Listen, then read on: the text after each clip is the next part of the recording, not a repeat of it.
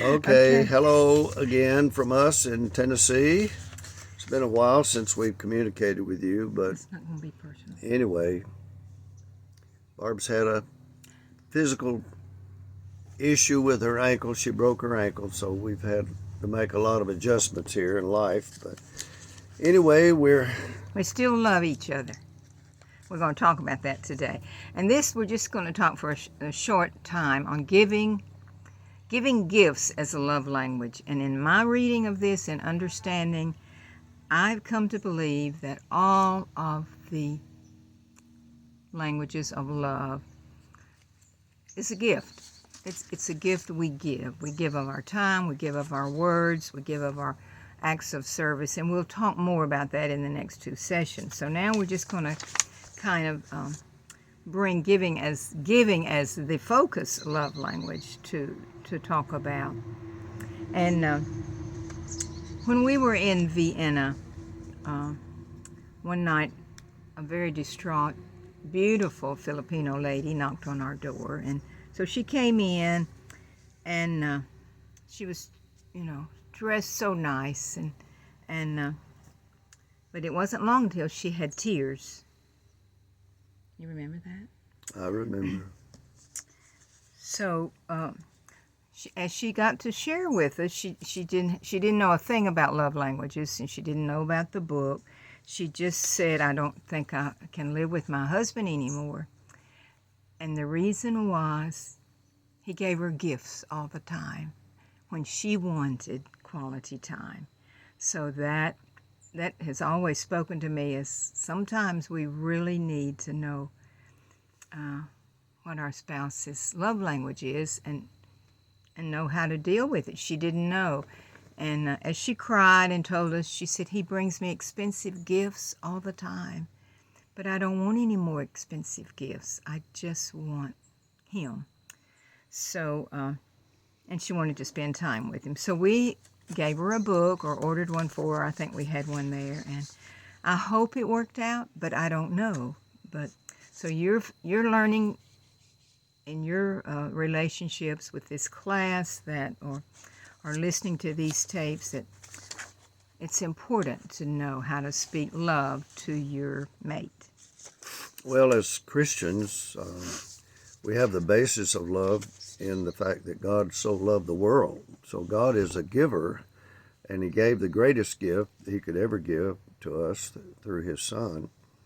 So I guess in our DNA, we all like to receive gifts. That's especially true of children. I remember when our kids were small, Christmas was a big event, birthdays. But if you took them to the store with you shopping, everything they saw they wanted. So it's built in our nature to want to receive, but we have to grow up in order to give. And to give unselfishly. Unselfishly, yeah. So,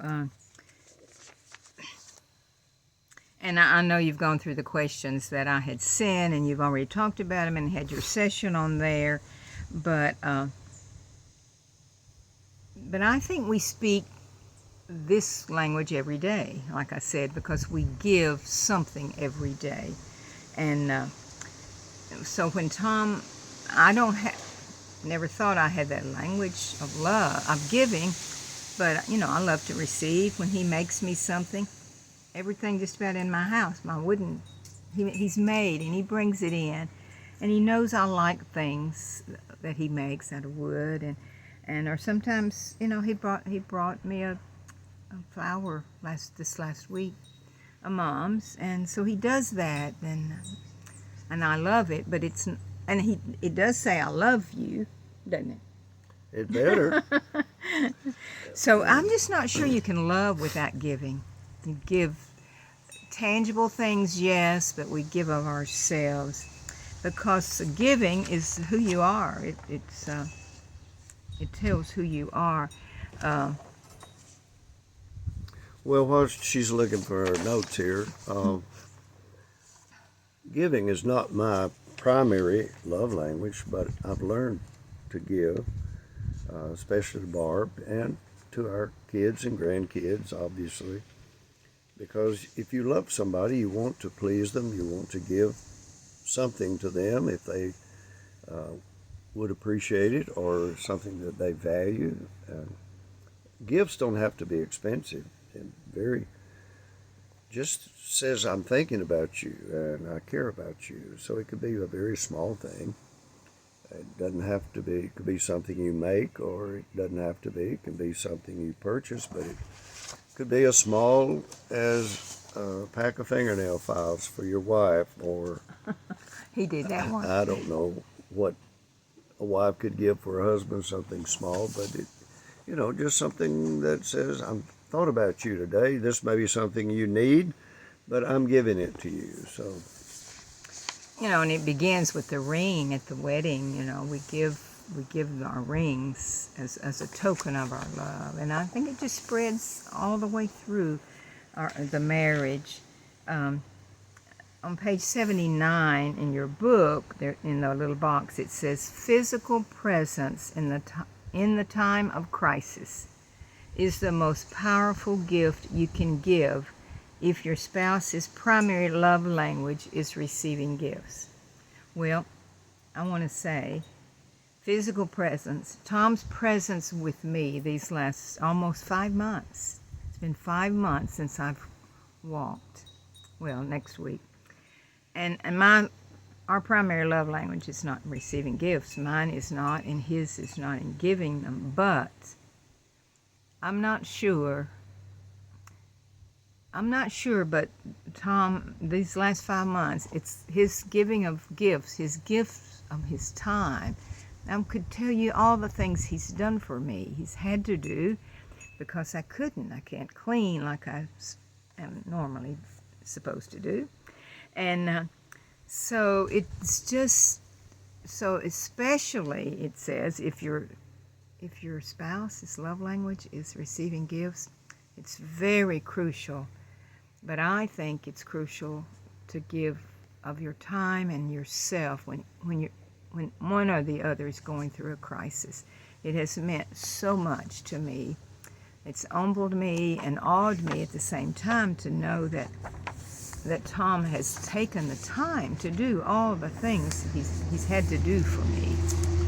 Another aspect of gift giving is you have to be gracious in receiving a gift.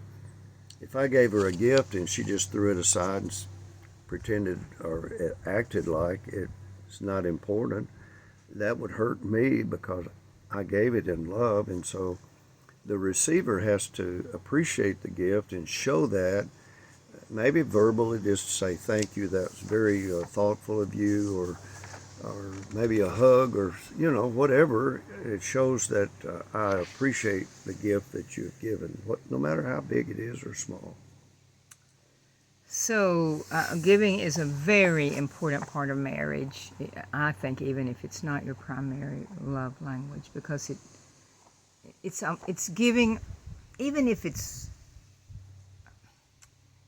something you've made or something you've thought about. It's that I'm thinking of you, and it just says a lot to the person who receives that gift. I thought of you today. I thought of you on my way home when I bought these flowers, or And this, to me, it goes along also with the acts of service, which is next week, and so I just can't. It's hard for me to separate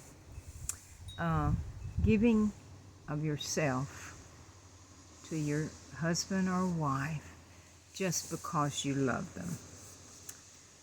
And that's about all I want to say. Okay, well, this is kind of a short chapter, and you've already been over it, so we don't want to belabor the gift-giving aspect of love language, but it is important, and we'll be making another video soon, the next chapter, which deals with acts of service.